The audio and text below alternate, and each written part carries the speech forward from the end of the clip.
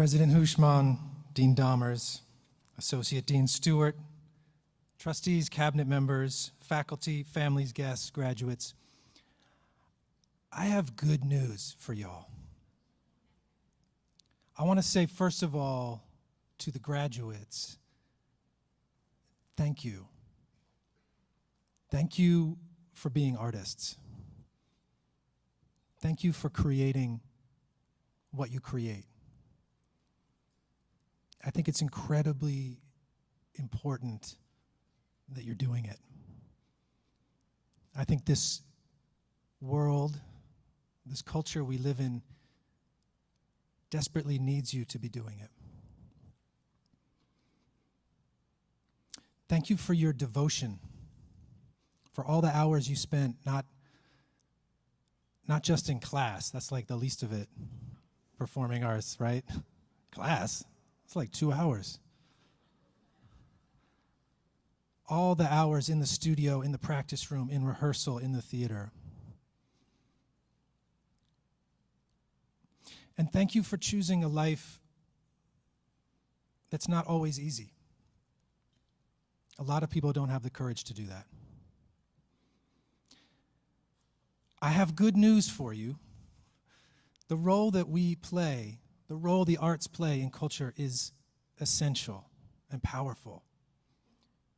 A lot of people don't understand what we do. A lot of people think of the arts like a nice little hobby. Like I had this aunt who I love a lot, but when I see her, she'd be like, I ran a dance company for 20 years, okay, I was pretty serious. She'd be like, how's that little dance thingy going? That's so fun. You must be really flexible by now. Because she thinks that's what you do after work, right? That can't be your real work. She doesn't understand that no matter what I did in my life up till now, my real work has always been making art. I think of us like scientists, like researchers. We start with a question, just like a scientist, and we go into our studio and we research that question. And we learn things, discover things, and then at the end, we share the results out, just like scientists. We share them with the public, and we share them with each other. And these two methods, the artistic process and the scientific method, these are the two most powerful problem-solving methods ever developed. These two things have changed our world completely. And they work on different things. The scientific method works on material questions. Our work, the artistic process, that works on questions of thought and culture, questions of image. And especially now, I think a lot of our biggest problems are questions of thought and culture. And we actually discover the new ideas in that realm. We discover the new solutions. And that is a sacred responsibility. I have more good news. You already have the skills you need to make a beautiful, sustainable life in the arts. I've worked with thousands of artists all over the country, and I can tell you this, when we artists, when we use the creativity and skills that we use in the studio, when we use that on all aspects of our lives, we thrive. Making a sustainable life isn't simple, but it's not as hard as what y'all are already doing. What you're already doing is really hard. Here's what we do in the arts, right? We imagine something that doesn't exist yet in the universe. Then we make a plan to bring it into existence. And then we implement that plan and we learn and adjust. And then at the end, we deliver the thing and now it exists. That's not a normal skill set. Like if you mostly hang out with artists, you might be like, that's normal. That's not normal.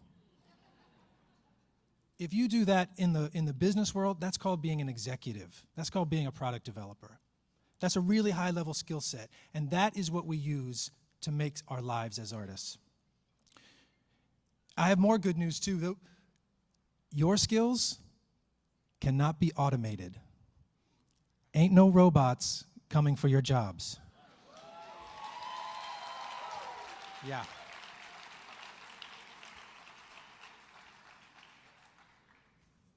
20 years from now, you're going to be like, good thing I studied the arts. Ain't nobody got a job around here. I have more good news. Everything's changing. The way that we make and connect to culture and art, it's all changing rapidly, and no one knows what's going to happen next. So you are stepping into a world, and an arts world, that's mostly run by people my age. And we, and I mean this literally, have no idea what's going to happen next. We don't know. You get to create that. You get to build that. If you're ever working on a project or working with someone, you're like, God, why does everybody do it like that? We should do it like this. You are right. Build that thing, because the world needs it. When my dance company started, I noticed that I would ask people, hey, you want to go see this band on Friday? People would be like, yeah, let's do it. And I'd say, hey, you want to come see this dance performance on Friday? People would go, oh, what? They would all ask the same question. They go, how long is it?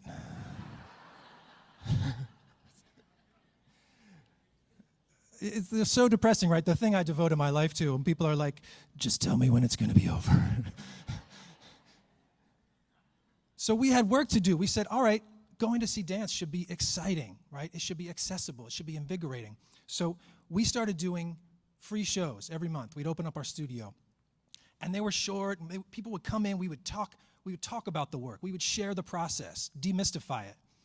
And then afterwards, people could hang out, drink a beer, and talk to us. Those shows, that made my entire audience, my entire career as a choreographer. Just because we said, hey, going to see dance could be amazing. It could be fun. There could be beer. Good news, there's beer. I have more good news. Time and money are the only things that can stop you artists. The artists I see who leave the field, who stop, they don't do it because they're sick of it. They do it because they can't manage their time and money. The positive way to say that is, if you can manage your time and your money, you can be an artist forever. And I say that because sometimes we have this thought of like, oh, it's so hard to be an artist. This part's hard, that part's hard. But really, it's time and money. And more good news, making money from your art is not what makes you a real artist. The only thing that makes you a real artist is your devotion to your practice, period.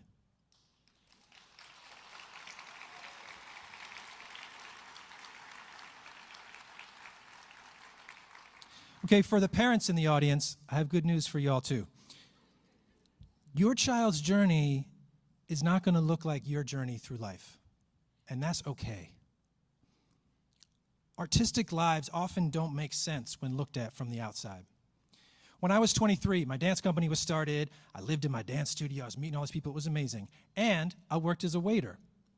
One day, I'm waiting on this table. It's an older couple, and the woman turns to the man and goes, doesn't our waiter remind you of Andrew Simonet? And so I said, you know, I get that a lot. And she said, really? And I said, because I'm Andrew Simonet. And then she said, what? This, it turns out, was the mother of my 8th grade girlfriend. And in 8th grade, she thought I was going to be some big successful politician or something. She was like, you're working in a restaurant? So I thought foolishly, oh, let me clear this up. Let me explain. I said, oh yeah, but really, I started an experimental modern dance company. And she said, what?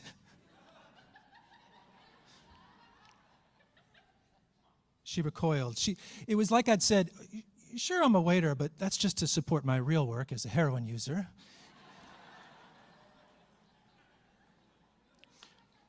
A lot of the things I've done in my life don't make sense when they're seen from the outside. I danced blindfolded in an abandoned brick factory in Holland. Not like a nice fixed-up abandoned, like an actually abandoned pile of bricks factory. I sold dances on the street to strangers in Philadelphia like drugs. I performed in tiny venues that you've never heard of.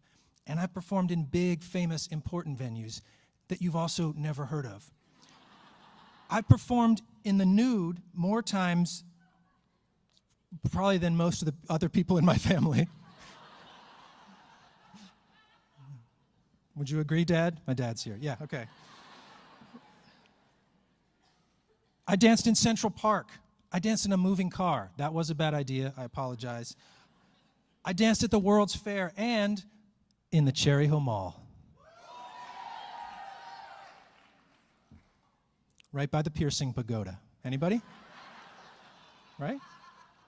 Okay, you know. All of those things made my artistic life, my journey. But none of them made sense from the outside. So parents, when you're sitting there going, good Lord, what in the actual heck is my child doing now? I want you to hear my voice in your head going, this is perfect. This is great. This is good news. All right, I have good news that sounds like bad news, but is really good news. There's no roadmap, graduates. There's no simple plan for you to follow. Your journey is not going to look like anybody else's journey. The positive way of saying that is you get to invent it. You get to build it. Just like you build things in the studio, step by step, trial and error, and by pushing wildly past any boundaries and assumptions. I have more good news. It's not a competition. Making art is not a competition. The success of other artists is good for you. Anytime you spend comparing your success to another artist's success is wasted time. The gap between you and another artist is truly irrelevant. The only gap that matters is the gap between where your work is now and where you want it to go. Push toward that gap, and you will make an impact. And impact is infinitely more important than recognition.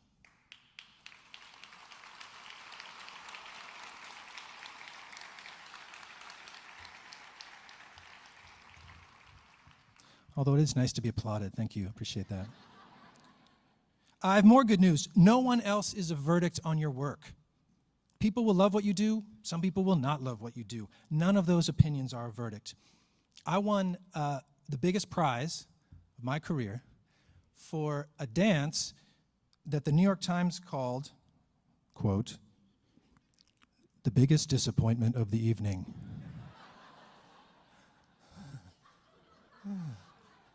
I'm amazed. I suck. It's confusing. But that piece wasn't important because it won a prize, and it wasn't bad because some critic hated it. It mattered because of the impact it had on audiences, on artists, because of the conversations it started. We define success for ourselves, and that is power. And the only feedback that matters is feedback that makes you want to get back to work. If someone tells you something and it makes you want to stop, ignore it. If they tell you something and it makes you want to get back in the studio, listen. And I have great news, graduates. You are not alone. You are joining thousands of artists, makers, builders, performers, question askers, truth tellers, tradition bearers, and tradition disruptors. Welcome. We are thrilled that you will walk with us. And know that whatever your struggles, your doubts, your moments of insecurity, know that all artists go through those. You are truly not alone. We will walk this path together. And I cannot wait to see what you all create. That is the best news. Thank you.